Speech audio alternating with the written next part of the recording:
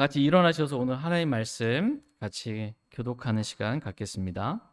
오늘 다 함께 살펴볼 하나님 말씀은 요한계시록 11장입니다. 요한계시록 11장. 오늘은 1절에서 6절 말씀까지만 보도록 하겠습니다. 요한계시록 11장 1절에서 6절입니다. 1절.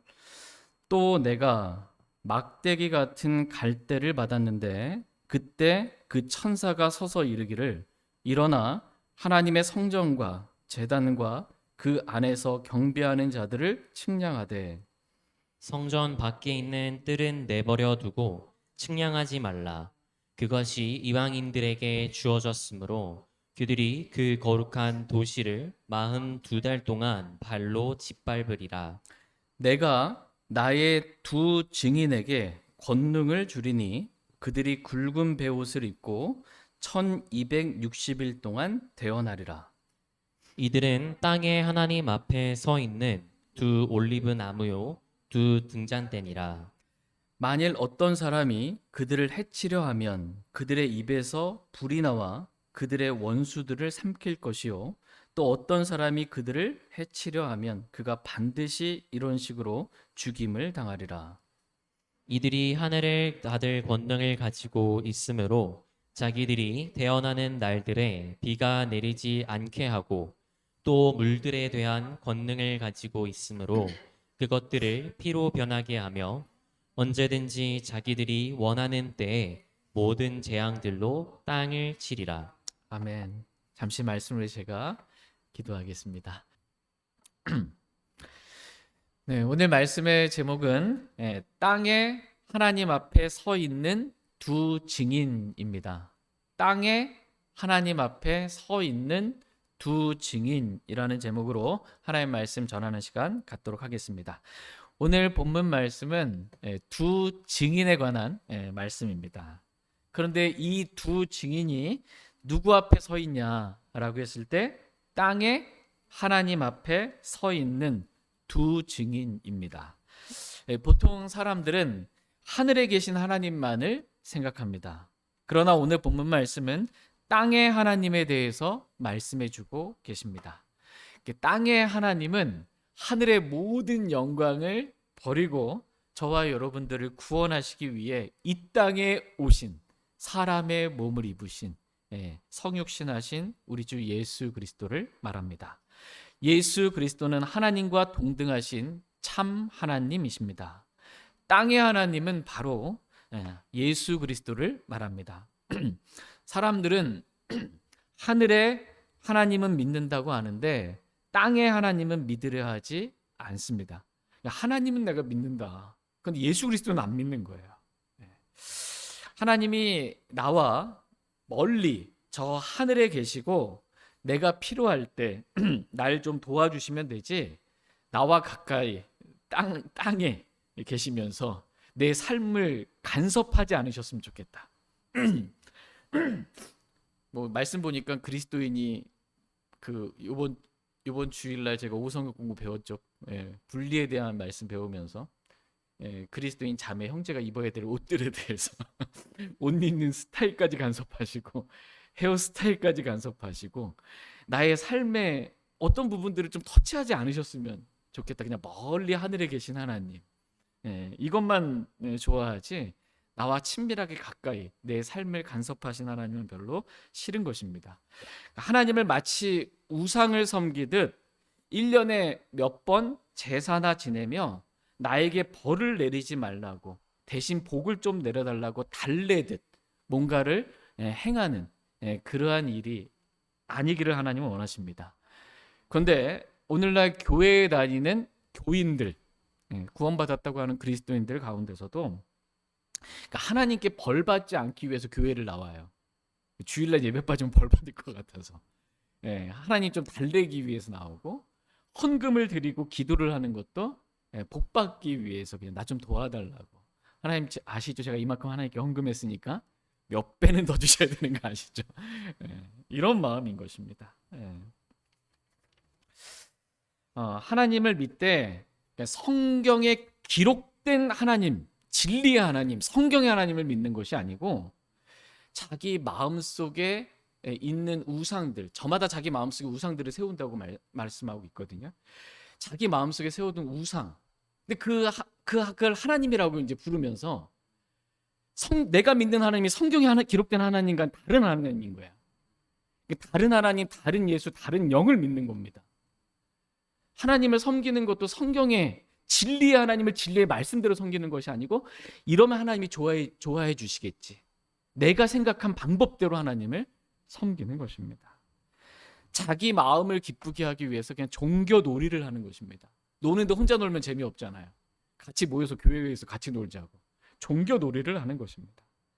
그러나 하나님은 우리가 성경의 하나님을 성경의 말씀대로 바르게 믿고 바르게 순종하며 따르기를 원하십니다. 무엇보다도 땅의 하나님이신 우리 주 예수 그리스도와 늘 가까이 동행하며 교제하며 주님을 증거하며 살기를 하나님은 원하십니다. 저희 모두가 이렇게 우리 주 예수 그리스도와 말씀과 기도로 날마다 깊이 교제하며 주님을 증거하는 삶을 살기 원합니다. 다 같이 요한계시록 1장 말씀, 오늘 본문 말씀 보겠습니다. 요한계시록 11장입니다. 죄송합니다. 11장 1절, 요한계시록 11장 1절 같이 읽겠습니다. 시작.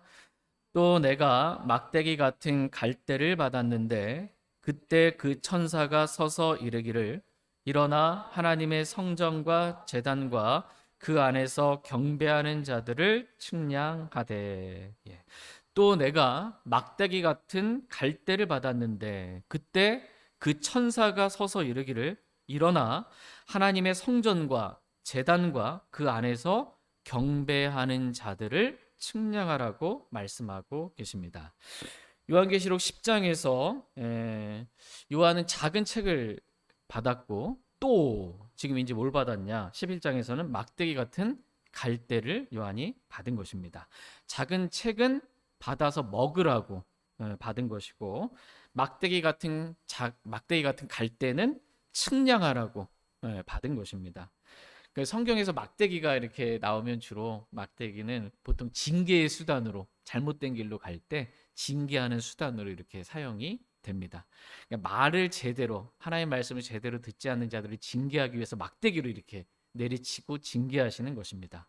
그러므로 막대기 같은 갈대는 측량하면서 또 징계도 하는 그러한 의미가 있는 것입니다. 지금 그 천사가 요한에게 일어나 하나님의 성전과 제단과 그 안에서 경배하는 자들을 측량하라고 그 천사가 말합니다.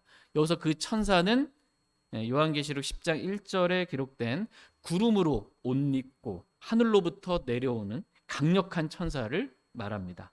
머리에는 무지개가 있고 얼굴은 해 같으며 발은 불기둥 같은 모습을 하고 있는 이 강력한 천사는 누구예요?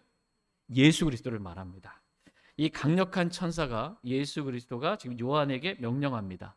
하나님의 성전과 제단과 그 안에서 경배하는 자들을 측량하라, 이렇게 명령하십니다. 그런데 성경은 그 측량의 결과를 말씀해 주고 계시지는 않습니다. 그러니까 측량했더니, 보통 측량하라 그러면 측량했잖아요. 그럼 측량했더니 그 결과가 몇 큐빗이더라, 그 길이가 얼마더라, 이렇게 말씀이 있는데 없는 거예요. 요한계시록 21장에 보면 이제 여기서는 천사가 금갈대로 하늘로부터 내려오는 새 예루살렘 도시를 측량하는 것을 보게 됩니다. 그리고 새 예루살렘 도시를 측량했더니 길이와 너비와 높이가 다 같은 12,000 스타디온이었다라고 그 결과를 성경은 기록해주고 계십니다. 이 새 예루살렘 도시에 저와 여러분들이 들어가 살게 될 것입니다. 그리고 에스겔서 말씀 여러분 읽어보시면, 얼마 전에 읽었잖아요. 에스겔서 말씀 보면 에스겔 40장에서 이 마지막 48장까지 해서 천년 왕국 때의 성전, 에스겔의 성전이라고 말하는데, 이 에스겔의 성전이 뭐 다윗의 솔로몬의 성전도 아니고, 이 에스겔의 성전에 기록된 이 치수들이나 이런 것들을 다 재거든요. 그러면 이게 천년 왕국 때 성전입니다. 천년 왕국 때 이 땅에 세워지게 될 그 성전을 말합니다. 이때 이제 아마줄과 측량 갈대로 측량했더니 그 결과가 몇 큐빗이었다라고 아주 세세하게 에스겔서 40장 이후로 계속 읽어보시면 계속해서 나옵니다. 근데 지금 대환란 때 땅에 있는 하나님의 성전과 제단과 그 안에서 경배하는 자들을 측량했는데 그 결과가 성경에 지금 기록이 되어 있지 않은 것입니다. 왜 그랬을까요? 왜 기록 안 되어 있을까? 분명히 재긴 쟀을 거예요. 하라고 명령하셨으니까. 네, 성경에 기록할 만큼 합당치 않은 거예요. 이게 그 결과가 재봤는데 이게 성경에 기록되면 영원히 거하잖아요. 영원에 남을 만큼의 일이 아닌 거예요. 이게 가치가 없는 그러한 일이었던 것입니다. 그러니까 성전도 제단도 그 안에 경배하는 자들도 다 하나님의 말씀의 기준으로 쟀을 때 다 모자란 겁니다. 다 부족한 거예요. 기억에 남을 만한 것들이 아니라는 것입니다. 지금 대환란의 성전을 말해요. 이 대환란 때 이 땅에 있게 될 성전. 이 성전이 지금 성경 보니까 하나님의 성전이라고 말씀하고 계세요. 원래는 마땅히 하나님의 성전으로 계속해서 있어야 되는데 이게 하나님의 성전이 아니고 대환란 때는 적그리스도의 성전이 되고, 율법에 따라 동물 희생물을 바쳐야 될 그 제단이 대환란 때에서는 어떻게 해요? 혼란 성도들을 못 배워 죽이고 인신 제사를 드리는 그러한 제단이 되고, 그 안에서 하나님을 경배해야 될 그러한 자들이 적그리스도를 경배하는 그러한 일이 대환란 때 일어나게 될 것입니다. 막대기 같은 갈대로 측량했더니 다 말씀의 기준에 미치지 못하는 하나님의 징계가 따라올 수밖에 없는 그러한 일이라는 것입니다. 다니엘서 5장에 보면 잘 아시는 내용인데 벨사살 왕이 이 성전에서 탈취한 금그릇들을 가져다가 마치 자기가 뭔가 하나 된 것처럼 수많은 사람들 불러놓고 이렇게 술을 마시면서 그 금그릇에다가 술을 마시면서 잔치를 벌입니다. 그때 사람의 손가락 같은 이 손가락이 나와서 등잔대 이 맞은편에 벽에 글을 쓴 겁니다. 잘 보이게 글을 쓴 거예요. 그래서 벨사살 왕이 그 손의 일부를 보고 너무 두려워서 안색이 싹 바뀌는 겁니다. 그리고 성경 표현을 보면 허리뼈 마디들이 풀렸다. 너무나 두려워가지고 허리뼈 마디들이 풀렸고 그의 무릎이 서로 부딪혔다. 두려워서 떤 겁니다. 지금. 그리고 그 글을 다니엘이 무슨 글인가 해서 해석을 했는데 그 글은 메네 데겔 우바르신이라는 그러한 글이었습니다. 해석해 주기를 메네는 하나님께서 왕의 왕국을 세셔서 이제 그것을 끝내셨다. 왕국을 끝내셨다라는 것이고, 데겔은 왕을 저울에 다니 부족한 것이 드러났다라는 것이고, 베레스는 찢는다라는 거거든요. 베레스는 왕의 왕국이 이제 나뉘어서 메대 사람들과 페르시아 사람들에게 이 왕국이 넘어가게 되었다라는 것입니다. 여기서 우리는 데겔을 주목해 보기를 원합니다. 데겔은 왕을 저울에 다니 부족한 것이 드러났다라는 것입니다. 그래서 그 밤에 벨사살 왕이 바로 그 밤에 죽습니다. 그 밤에 죽임을 당하고 그의 왕국이 나뉘어져서 이렇게 찢어지게 되는 것을 보게 됩니다. 저울은 무게를 다는 용도로 사용을 합니다. 근데 오늘 말씀에 기록된 이 막대기 같은 갈대는 길이, 치수를 재기 위한 용도로 사용을 합니다. 치수를 대면 감사할 때 보면 어떻게 해요? 치수를 재가지고서는 설계 도면대로 그대로 이렇게 잘 했는지 감사하는 거잖아요. 이렇게 하늘에 성전이 있어요. 그렇죠? 그 하늘에 성전이 있고 하나님께서 보여주신 양식이 있어요. 그 양식대로 이 땅에 그대로 지어야 되는 거잖아요. 정말 하나님 말씀대로 보여주신 대로 그렇게 했는지 측량해 봤더니 이건 꽝인 거예요. 아무것도 맞는 게 없는 거예요. 이게 지금 대환란 때 있는 성전과 제단, 그 안에서 경배하는 자들은 그 치수가 성경 말씀과는 아무런 상관이 없는 것입니다. 성경에 기록할 가치가 없는, 하나님께서는 기억하지 않을 그러한 일들이었다라는 것입니다. 그 말씀의 기준으로 하나님은 저와 여러분들도 바라보시고 저와 여러분들도 재시는 분이십니다. 하나님께서 저와 여러분들을 재셨어요. 그때 뭐 이렇게 짧아다. 키가 짧은 게 아니고 말씀의 기준에 못 미치는 거예요. 하나님의 말씀의 기준에 못 미치는 그러한 삶을 사는 것입니다. 정말 우리가 말씀대로 잘 살고 있는지, 성경의 기준에 맞게 살고 있는지 우리 자신을 되돌아보며, 또 그렇지 않았다면 주님이 책망해 주시잖아요. 회개하면 됩니다. 용서하면 됩니다. 자백하면 됩니다. 그럼 하나님 용서해 주세요. 저희가 모두가 바로 잡히기를 원합니다. 다 같이 요한계시록 11장 이제 2절 말씀 보겠습니다. 2절 같이 읽겠습니다. 시작. 성전 밖에 있는 뜰은 내버려 두고 측량하지 말라. 그것이 이방인들에게 주어졌으므로 그들이 그 거룩한 도시를 42달 동안 발로 짓밟으리라. 예. 성전 밖에 있는 뜰은 내버려 두고 측량하지 말라고 말씀해 주고 계십니다. 이유는 그것이 성전 밖에 있는 그 뜰이 이방인들에게 주어졌으므로 그들이 그 거룩한 도시를 어떻게 해요? 42달 동안 발로 짓밟으리라 이렇게 말씀하고 계십니다. 42달 동안 이방인들이 그 거룩한 도시 어디예요? 예루살렘입니다. 대환란 때 그 예루살렘, 그 예루살렘에 발로 짓밟을 것이니 성전 밖의 뜰은 내버려 두고 측량하지 말라는 것입니다. 42달 동안, 3년 반 동안, 한 때와 두 때와 반 때 동안, 날짜라면 1260일 동안, 즉 후 3년 반 동안 거룩한 도시 예루살렘이 이방인들에 의해 짓밟히게 될 것이다 라고 성경은 말씀해주고 계십니다. 여기서 이 성전이 나오잖아요. 대환란 때 있는 성전. 지금 이제 유대인들이나 뭐 다른 사람들이 제3성전이라고 말하는데 숫자로 치자면 제3성전은 아니죠. 이게 솔로몬이 지었던 성전이 있고 스룹바벨 성전이 헤롯 성전 있고 대환란 때 성전이 있고 천년왕국 때 성전이 이렇게 있게 되는 것입니다. 근데 어쨌든 이 대환란 때 있는 이 성전을 위해서 지금 유대인들이 엄청 준비하고 있어요. 성전 세우기 위해서, 지금 복원하기 위해서 어마어마한 준비들을 지금 하고 있습니다. 어쨌든 대환란 때는 세워지게 될 거예요. 성전이. 그런데 이 대환란 때 성전이 세워져서 전 3년 반은 이 적그리스도가 유대인들과 이렇게 언약을 맺잖아요. 근데 한 주의 중간에 그 언약을 파기하잖아요. 그래서 날마다 드리는 희생물과 봉헌물을 드리지 못하게 하잖아요. 이 전 3년 반까지는 이렇게 어쨌든 드리게 될 것입니다. 그 성전에서. 그런데 이제 후 3년 반 이렇게 넘어가게 되면서 적그리스도가 이제 이 하나님의 성전에 언약을 깨고 자기가 하나님인 것처럼 이렇게 서게 되는 것입니다. 데살로니가 후서 2장 4절 말씀 보겠습니다. 데살로니가 후서 2장 4절입니다.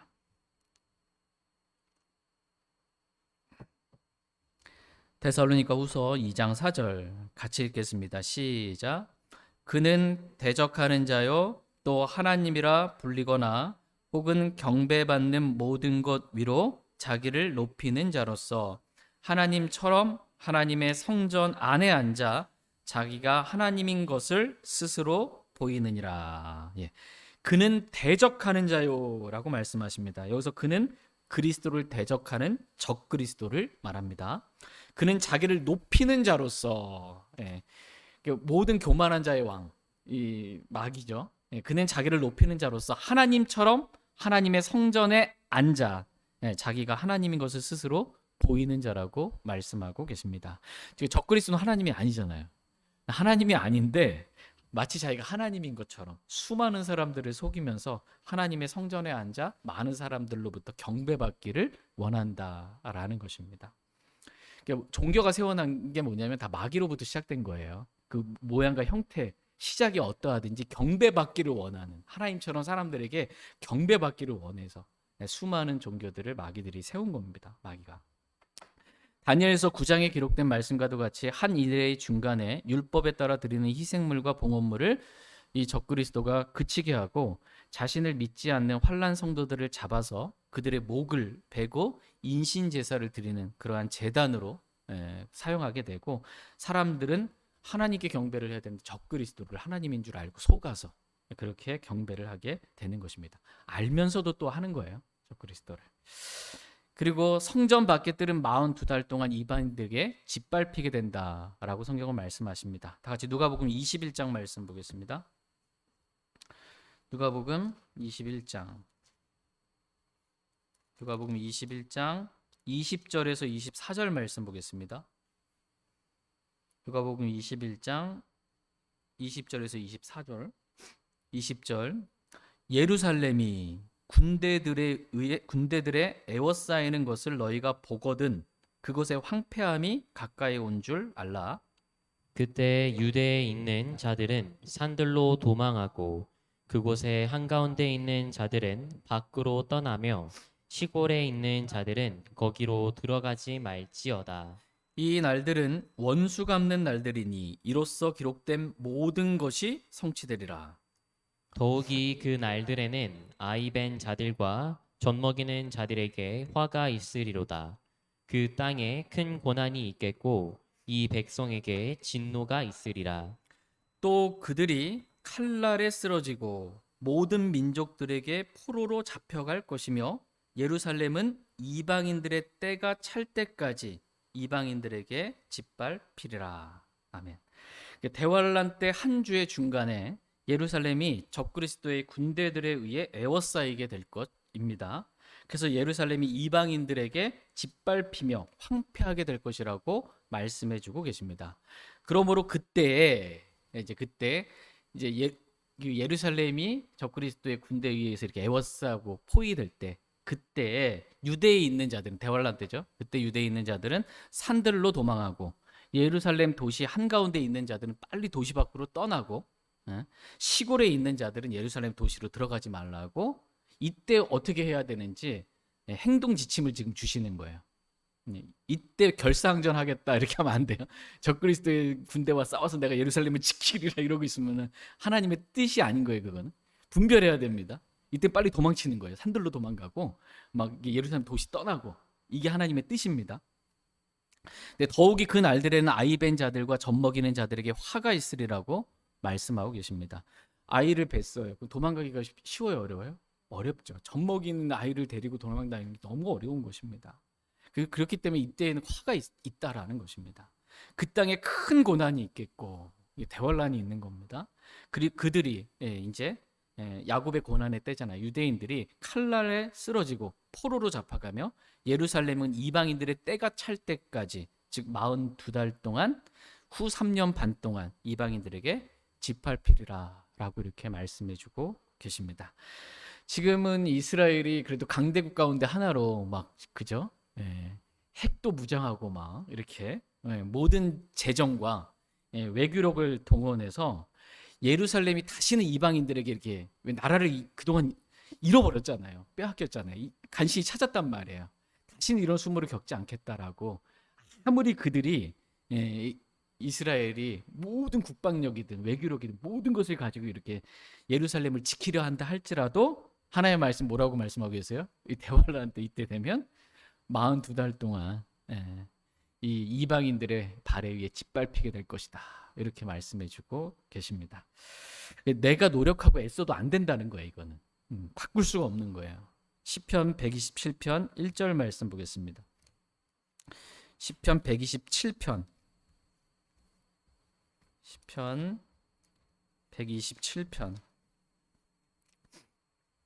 1절입니다.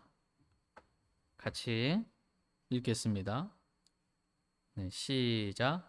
주께서 집을 세우지 아니하시면 그것을 세우는 자들의 수고가 헛되며 주께서 도시를 지키지 아니하시면 파수꾼의 깨어 있음이 헛되도다. 아멘. 주께서 집을 세우지 아니하시면 그것을 세우는 자들의 수고가 헛되며 주께서 도시를 지키지 아니하시면 파수꾼의 깨어 있음이 헛되도다. 이렇게 말씀하고 계십니다. 그러니까 하나님께서 해주시지 않으면 사람이 아무리 노력한다고 하더라도 그것은 다 헛된 수고라는 것입니다. 그러므로 우리에게서 중요한 건 뭐냐? 우리가 헛된 수고가 되지 않으려면 어두운 곳에서 비치는 빛을 대하듯 하나님 말씀 한 말씀 한 말씀을 주의하면서 말씀대로 수고하는 게 중요합니다. 하나님의 뜻대로 말씀대로 그렇게 수고해야 그 수고가 헛된 수고가 아니라 보상받는 그러한 수고가 되는 것입니다. 저희 모두가 이렇게 하나님의 말씀대로만 수고하는, 우리 안에 거하시는 그리스도와 함께 일하시는 주님으로 인해서 주님과 함께 수고하는 저희 모두가 되길 원합니다. 다시 요한계시록 11장 3절 말씀 보겠습니다. 3절 같이 읽겠습니다. 시작. 내가 나의 두 증인에게 권능을 주리니 그들이 굵은 베옷을 입고 1260일 동안 대언하리라. 내가 나의 두 증인에게 권능을 주리니 그들은 굵은 베옷을 입고 1260일 동안 대언하리라. 이렇게 말씀해 주고 계십니다. 여기서 내가라고 말씀하신 분은 1절에 기록된 그 천사, 즉 구름으로 옷 입고 하늘로부터 내려온 강력한 천사이신 주 예수 그리스도를 말합니다. 지금 예수 그리스도께서 내가 나의 두 증인에게 권능을 주리니라고 말씀하십니다. 우리에게 권능을 주시는 분은 하나님이십니다. 뛰어난 권능이 하나님에게서 나면 사람에게서 나지 않습니다. 이 강력한 천사가 예수님이기 때문에 지금 이 두 증인을 가리켜서 내가 나의 두 증인이라고 이렇게 말씀하실 수 있는 거예요. 나의 두 증인이다. 이 두 증인이 1260일 동안, 즉 42달 동안, 후 3년 반 동안 두 증인이 사역을 감당하게 되는 것입니다. 근데 사역을 감당하기 권능이 필요하니까 지금 예수님께서 권능을 주시는 것입니다. 근데 지금 두 증인이 무슨 옷을 입고 후 3년 반 동안 42달 동안 지금 사역을 감당하고 있어요? 무슨 옷을 입었어요?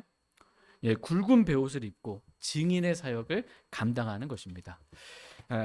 땅의 하나님 예수 그리스도를 증언하는 일을 하는 거예요.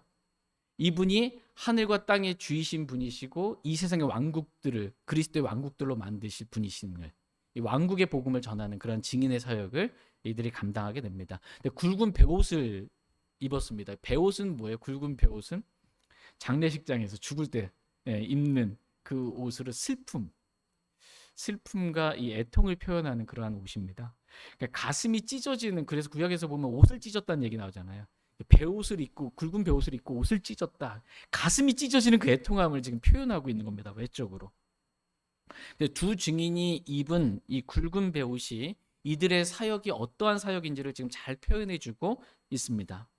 하나님의 성전에 자신이 하나님이라고 사람들을 속이며 적그리스도가 앉아있고 인신 제사가 제단에서 드려지고 있고 그 안에서 경배하는 자들은 하나님이 아닌 적그리스도를 경배하고 있고 성전 밖은 이방인들에 의해 짓밟히게 되었고 예루살렘은 황폐하게 된 것을 보면서 애통하는 심정으로 지금 증인의 사역을 감당하고 있는 것입니다.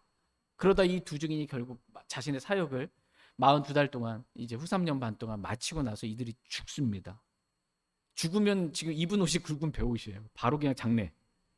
그냥 이겁니다. 그러니까 죽음을 각오하는 그러한 심정으로 지금 이 사역을, 애통하는 마음으로 이 사역을 감당하고 있는 것입니다. 다시 요한계시록 11장 4절 말씀 보겠습니다. 4절 같이 읽겠습니다. 시작. 이들은 땅의 하나님 앞에 서 있는 두 올리브 나무요 두 등잔대니라.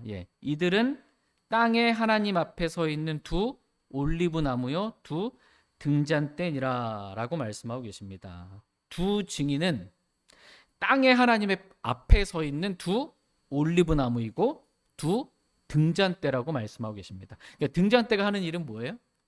빛을 비치는 일을 하는 것입니다. 이 두 증인은 주의 날은 흑암이 어둠이라고, 밝음이 아니라고 말씀하고 계시잖아요. 빛이 없는 이 대환란 때에 말씀의 빛을 비치는 참 빛이신 예수 그리스도를 지금 증언하는 그러한 사역을 두 등잔대로서 이 두 증인이 감당을 하는 것입니다. 여기서 중요한 말씀 가운데 하나가 땅의 하나님이라는 표현이에요. 땅의 하나님. 보통 하나님을 표현할 때 하늘에 계신 하나님, 하늘의 하나님 이렇게 주로 많이 표현합니다. 물론 가끔 땅의 하나님 이렇게 나오는 때도 있어요. 근데 이제 지금 여기서 하늘의 하나님을 말하는 게 아니고요. 지금 여기서는 오늘 본문 말씀에서 땅의 하나님 앞에 서 있는 땅의 하나님이라고 말씀하고 계십니다. 그러니까 두 증인은 땅의 하나님 앞에 서 있는 두 올리브 나무입니다. 두 올리브 나무가 누구인지 성경으로 스가랴서 말씀을 통해서 보도록 하겠습니다. 스가랴서 4장 3절입니다. 학계 스가랴 스가랴서 4장 3절 말씀 보겠습니다. 스가랴서 4장 3절 같이 읽겠습니다. 시작. 또 그것의 옆에 두 올리브 나무가 있는데 하나는 그 잔의 오른쪽에 있고 다른 하나는 그것의 왼쪽에 있나이다 하니라. 지금 두 올리브 나무가 있는데라고 말씀하시면서 하나는 그 잔의 오른쪽에 있고 다른 하나는 그것의 왼쪽에 있다라고 이렇게 말씀하고 있습니다. 두 올리브 나무가 나와요. 그런데 이 두 올리브 나무를 스가랴는 누군지 몰랐습니다. 5절 말씀해 보시면 같이 읽을게요. 시작. 그때 나와 말하던 천사가 내게 대답하여 이르되 이것들이 무엇인지 내가 알지 못하느냐 하므로 내가 이르되 내 주여 알지 못하나이다 하매. 이 두 올리브 나무가 누군지 알지 못하나이다. 지금 이렇게 말씀하시는 거예요. 스가랴가. 그래서 설명해 주십니다. 두 올리브 나무가 누군지. 스가랴서 4장 14절 말씀 보겠습니다. 14절 같이 읽겠습니다. 시작. 이에 그가 이르되 이들은 두 명의 기름 부음 받은 자들이며 온 땅의 주 곁에 서는 자들이니라 하더라. 아멘.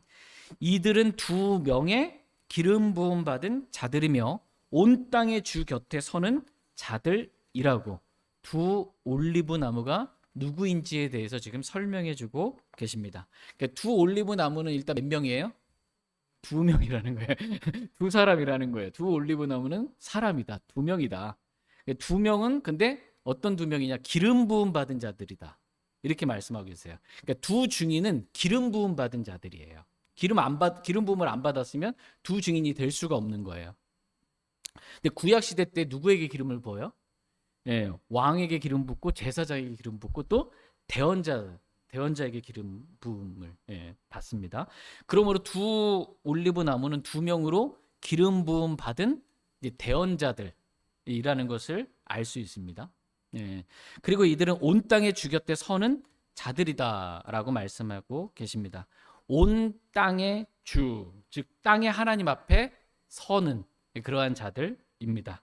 요한계시록 11장 10절 말씀 보겠습니다. 기름 부음과 관련해서 왕은 안 됩니까? 또 이럴까봐. 요한계시록 11장 10절. 요한계시록 11장 10절 같이 읽겠습니다. 시작.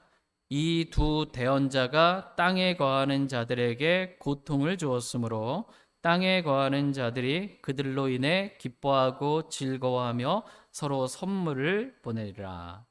이 두 뭐요? 대언자가라고 말씀하십니다. 두 증인을 성경은 두 대언자라고 이렇게 가르쳐주고 계십니다. 스가랴서 4장의 말씀과도 같이 이들은 두 명의 기름 부음 받은 자들로서 두 대언자입니다. 그런데 이들은 온 땅의 주 곁에 서는 자들로서 하늘에 계신 하나님이 이 땅에 내려오셨어요. 땅의 하나님 앞에 서 있는 두 증인, 두 대언자. 이들은 누구냐? 변화산에서 예수님이 변화되었을 때 그때 예수님 곁에 있었던 모세와 엘리야입니다. 다시 마태복음 17장 1절에서 3절 말씀 보겠습니다. 마태복음 17장 1절에서 3절 말씀. 마태복음 17장 1절에서 3절입니다. 1절. 엿새 뒤에 예수님께서 베드로와 야고보와 그의 형제 요한을 취해 따로 그들을 높은 산으로 데리고 올라가사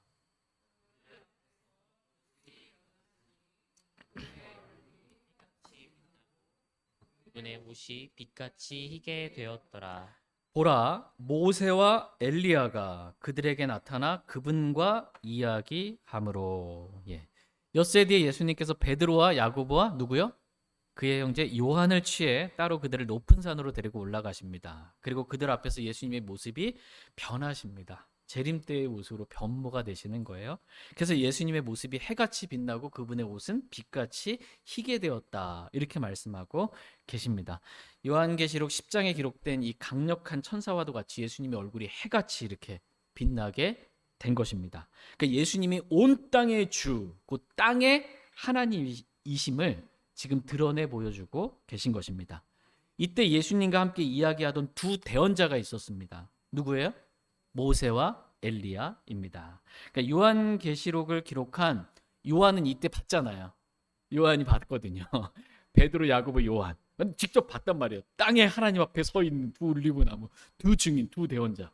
모세와 엘리야가 있는 거를 봤으니까 지금 요한계시록 11장에서 예수님께서 말씀하실 때 사도 요한은 자기가 봤으니까 변화산에서 이름 얘기 안 해줘도 모세와 엘리야구나, 두 증인은 땅에 하나님 앞에 서 있는 두 올리브나무는 모세와 엘리야구나라는 것을 요한은 금방 알아들을 수 있는 것입니다.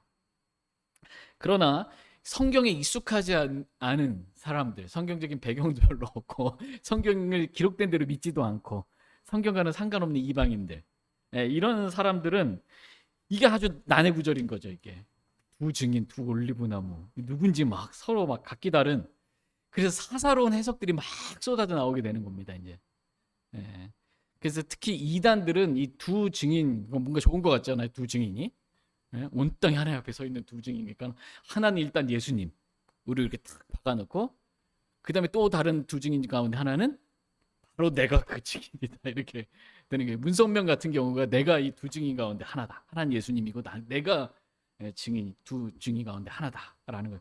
다른 이단들도 거의 대부분 두 증인이 자기와 다 관련이 있다라는 거예요. 신천지도 뭐 초기에 신천지를 했던 뭐 누가 있었는데 그 사람들이다, 또는 영적으로 해석했을 때 신천지에 속한 사람들이다. 어쨌든 좋은 것 같으니까 두 증인을 다 자기한테 이렇게 사사로이 적용을 하는 것입니다. 사람으로 두 증인을 이렇게 적용하는 경우도 있고, 책으로 두 증인을 이렇게 적용하기도 합니다. 그러니까 로마 카톨릭에서는 두 증인, 그러니까 뭔가 증거하는 거잖아요. 그러니까는 로마 카톨릭 같은 경우는 하나는 성경이고 하나는 외경이다. 외경 무시하지 마라. 이거 외경이다, 이렇게 말하는 거고, 몰몬교에서는 그럼 어떨까요? 하나는 성경이고 하나는 몰몬경이다, 이렇게 주장을 하는 것입니다. 유대인들은 신약 성경 안 믿잖아요. 그러니까는 하나는 구약 성경이고 하나는 탈무드다, 뭐 이렇게 가는 거고, 일부 개신교인들은 이제 두 증인이니까 뭐야? 성경이라고 치면 구약과 신약이다, 뭐 이렇게 하는, 성경과는 아무런 상관이 없는 사사로운 해석이에요. 그냥 자기 입맛에 맞게 그냥 그럴듯해 보이게 그냥 사사로이 해석을 하는 것입니다. 근데 성경은 이렇게 사사로이 내 생각대로 해석하면 안 돼요. 성경을 비유나 상징이나 은유로 이렇게 해석하면 안 됩니다. 성경은 그냥 기록된 그대로, 문자 그대로, 성경이 가르쳐 주는 대로 성경과 성경을, 영적인 것들은 영적인 것으로 비교하는 겁니다.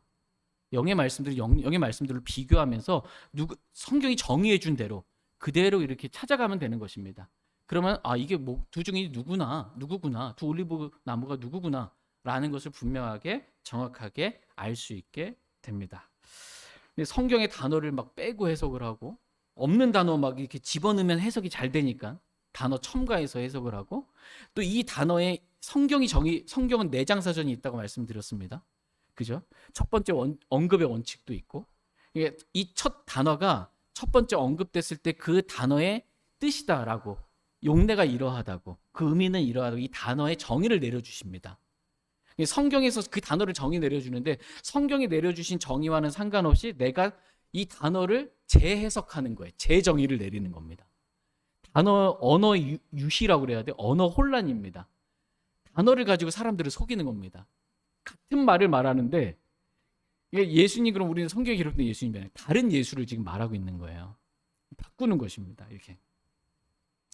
그래서 사람들을 속이고 잘못 믿게 만드는 것입니다. 나중에 가면은 이제 성경 기록은 사라지고 성경을 해석한 해석들만 남는 거예요. 그래서 성경이 이렇게 해석돼 있지, 여기가 이렇게 해석돼, 해석으로만 왔다 갔다 메뚜기 뛰어다니듯이 성경에서 여기 찾아보고 저기 찾아보면서 해석만 가지고 이렇게 해서 바로 내가, 그래서 나는 그래서 이 두 증인이 이만이다, 뭐 문선명이다, 뭐 이렇게 되는 겁니다. 해석만 남는 겁니다. 사탄이 이렇게 단어의 의미를 재해석해서 사람들을 속입니다. 그래서 하나님께서 우리들에게 속지 말라라고 성경이 여러 번 기록되어 있는 거예요. 속지 마. 온 세상을 속이는 자가 있는데, 사탄의 사역자들이 있는데 그러한 자들에게 속지 말라라고 경고하고 계십니다. 그리고 하나님께서 이 막대기와 같은 갈대로 측량하는 것 같이 우리를 말씀으로 이렇게 측량해 보시면서 그 치수가 성경과 다를 때, 또 달아봤더니 함량 미달일 때 우리가 행하는 일들은 그리스도의 심판 속에서 말씀과 다르니까 어때요? 다 불타버리는, 보상의 손실을 당하게 되는 그러한 일들이 있게 되는 것입니다. 영원에서 기억될 만한 그런 일들이 아닌 것을 가지고 그렇게 수고하고 애쓰며 마치 목숨보다 더 가치 있는 것인 일인 것 마냥 그렇게 생각하며 살지 말라는 것입니다. 이 세상에서 저와 여러분들이 목숨 걸 만한 게 하나 있어요. 내 죽어도 좋다 이것 때문에. 이것은 하나님과 그분의 말씀 때문이에요. 우리 주 예수 그리스도. 삼위일체 하나님 때문에, 이 말씀 때문에 내 목숨 걸 수 있는 거예요. 다른 거는 목숨 걸 필요가 없는 것입니다. 저와 여러분이 하나님 말씀에 두려워 떨면서 하나님 말씀으로 인해 순교당하는, 진리의 길로 걷다가 핍박당하는 그러한 삶을 살길 원합니다. 다 같이 요한계시록 11장 5절 말씀 보겠습니다.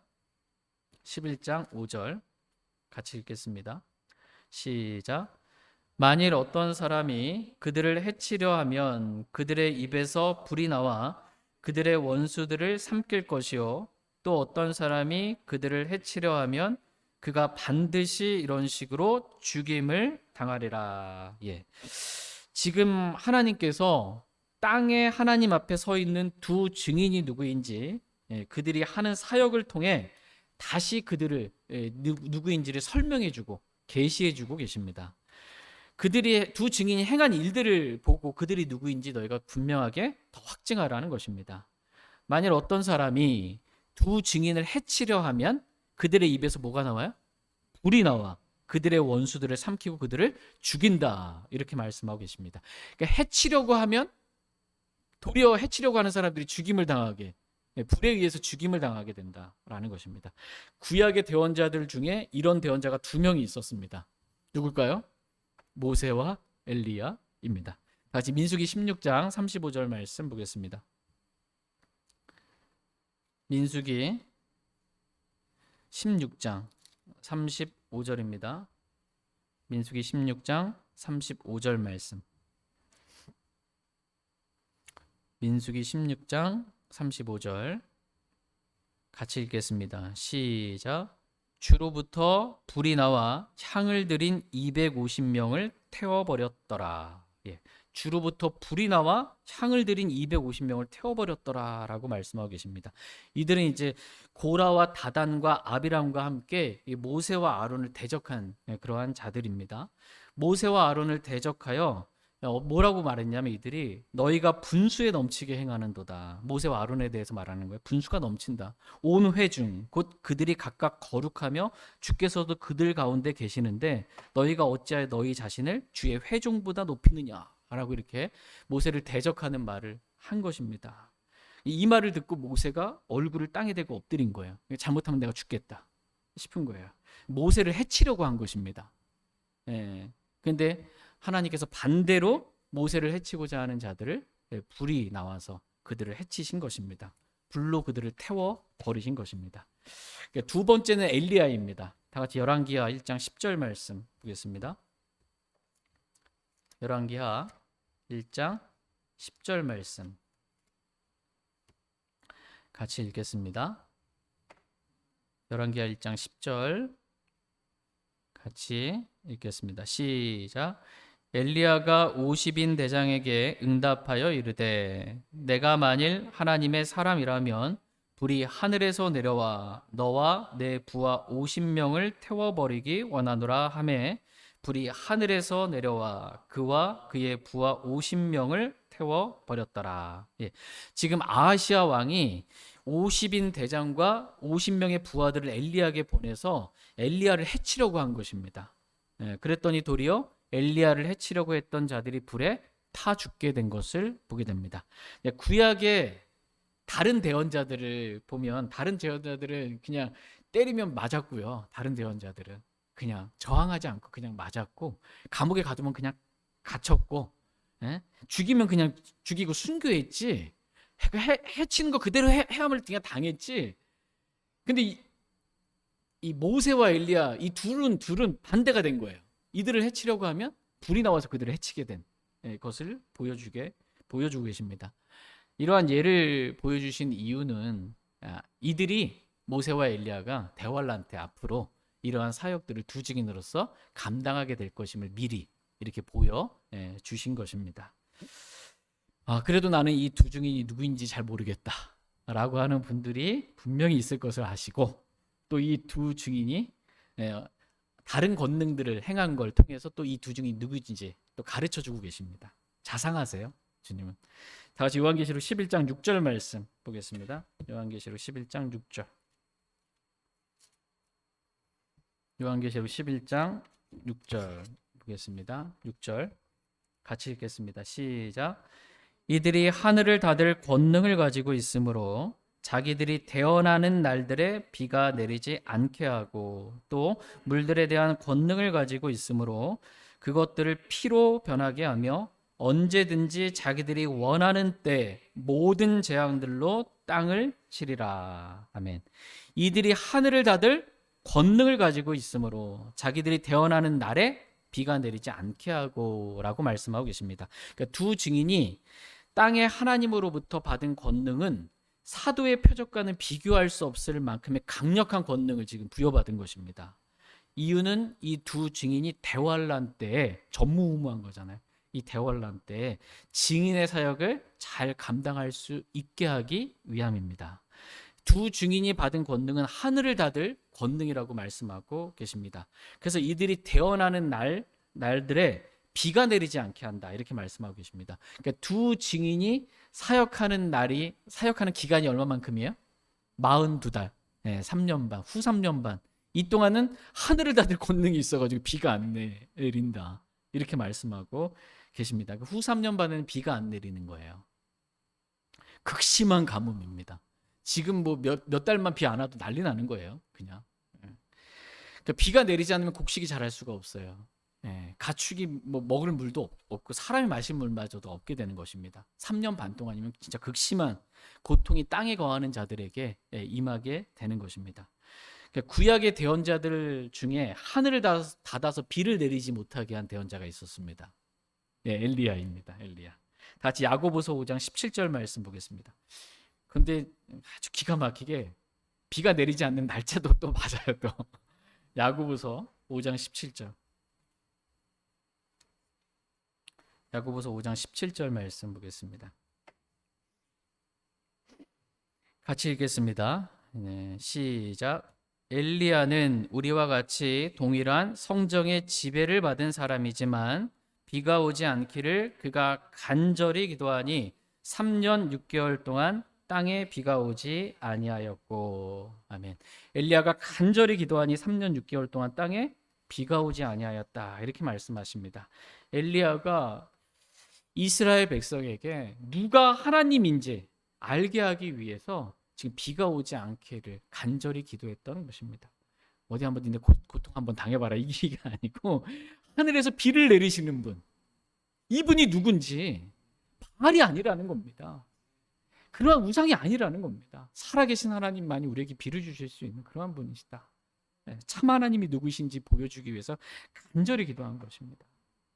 하늘에서 하나님께서 주시지 않으면 사람은 아무것도 받을 수 없습니다. 비도 마찬가지예요. 오늘 우리가 뭔가를 지금 받아서 가지고 있는 것이 있다라면 그것은 다 하나님께서 저와 여러분들에게 은혜로 내려주신 것입니다. 그러므로 저희 모두가 이거는 내 거라고 주장하지 않고 하나님께서 주신 은혜에 감사하며 겸손하게 하나님의 말씀만 따르는 저희 모두가 되기를 원합니다. 그리고 오늘 본문 말씀을 보니까 이 두 증인에게 물들에 대한 권능도 주셔서 하나님께서 물들에 대한 권능도 주셔서 물들을 피가 되게 한다. 이러한 권능이 이들에게 주어졌다라는 것입니다. 그러니까 물들을 피로 만드는 권능, 모세가 행했던 그러한 재앙입니다. 이와 같이 하나님은 두 증인이 누구인지 성경 기록을 통해 그리고 그들이 행한 권능들을 그러한 일들을 통해서 가르쳐주고 계십니다. 그러니까 두 증인, 두 올리브나무, 두 등잔대, 두 대언자, 두 명의 기름 부음 받은 온 땅의 주 곁에 서 있는 땅의 하나님 앞에 서 있는 두 증인은 누구다? 모세와 엘리야다라고 이렇게 성경이 가르쳐주고 계십니다. 그러니까 다른 해석이 필요가 없어요. 성경으로 그냥 해석하는 겁니다. 두 증인이 42달 동안 구름으로 옷 입고 하늘로부터 내려오는 강력한 천사 앞에 서서 땅의 하나님 앞에 서서 자신들을 해치려고 하는 자들을 도리어 자기들의 입에서 나온 불로 죽이고 하늘을 닫아 3년 반 동안 비가 내리지 않게 하고 물들을 피로 변하게 하며 그 밖에 성경 보니까 언제든지 자기들이 원하는 때에 모든 재앙들로 땅을 치는 그러한 사역을 치면서 하나님께 맡겨주신 그 두 증인의 사역을 감당한다라는 것을 말씀해주고 계십니다. 그러니까 이러한 권능 말고요, 엄청난 권능을 또 주신 거예요, 이 두 증인에게. 그래서 자기들이 원하는 때 언제든지 모든 재앙들로 땅을 칠 수가 있다라는 것입니다. 그러니까 땅에 거하는 사람들이 이 두 증인을 해치고 싶은데 이거 해칠 수가 없는 거예요. 해치면 내가 죽으니까. 그래서 비도 안 내리지 막 미치겠는 겁니다. 땅에 있는 사람들이 엄청난 고통을 이 두 증인 때문에 받는 거예요. 그래서 나중에 이 두 증인이 땅에 올라오는 짐승으로부터 전 짐승 아바돈 아폴리온 이 적그리스도가 올라와서 두 증인을 죽이거든요. 죽이니까 기뻐가지고 땅에 거하는 사람들이 막 기뻐하면서 선물을 막 주고받는, 즐거워하면서. 이게 즐거워하다, 이게 표현이 메리거든요. 메리 크리스마스. 메리, 특이하게 하여튼 크리스마스는 메리라고 써요. 예, 즐거운 크리스마스. 생일은 뭐라고 그래요? 해피 버스데이, 그죠? 그런데 이 메리, 여기서 메리라는 단어를 씁니다. 그래서 언제쯤이었구나라고 이 단어로 좀 추정해 볼 수는 있어요. 어쨌든 땅에 거하는 사람들이 이 두 증인들로 인해서 엄청난 고통을 받았습니다. 그런데 이 하나님으로부터, 이 땅의 하나님으로부터 권능을 받아가지고 자신이 이 굵은 베옷을 입고 죽음을 각오하고 그렇게 주님이 맡겨주신 사역을 달려갈 길을 끝까지 다 잘 마친 것입니다. 우리는 이 두 증인을 통해서 저와 여러분들이 영적인 배움, 성경 기록들이 주는 그런 배움을 저와 여러분들이 배우기를 원합니다. 이 두 증인이 땅의 하나님 앞에 서 있잖아요. 저와 여러분들도 땅의 하나님, 주 예수 그리스도와 가까이 주님과 날마다 교제하는 그러한 삶을 살기를 원합니다. 주님을 떠나지 않고 주님과 가까이 있으면서 주님이 하라는 대로 하는 겁니다. 주님을 증언하는, 죽음을 각오하고 그렇게 주님의 말씀을 한 말씀도 어긋남 없이 그렇게 하나님의 말씀 전하고 선포하고 복음을 전하는, 주님을 증거하는 그러한 삶을 저와 여러분이 살길 원합니다. 그러할 때 주님은 이 경배하는 자들도 그 갈대로 그 측량하신다고 그러잖아요. 저와 여러분들을 하나님의 말씀으로 측량하실 때 그리스도의 심판석에서 이게 영원한 보상의 손실을 받지 아니하고 영원한 보상을 받으려면 말씀대로 해야 돼요. 말씀의 그 기준에 맞게. 내가 봤을 때 높은 기준의 말씀이어도 할 수 없는 나를 회개하고 할 수 있도록 지금 도와주세요 라고. 그러니까 우리가 할 수 없으니까 모든 걸 하실 수 있는 예수님이, 전능하신 하나님이 우리 안에 들어와 사시는 거예요. 내가 죽고 예수님이 사시는 삶을 살아서 하나님의 말씀대로 사역을 잘 감당하게 되기를 주님은 원하십니다. 저희 모두가 이렇게 그리스도의 심판석에서 말씀대로 수고함으로 영원한 영광의 보상을 다 받는 헛되지 않는 수고가 되기를 원합니다.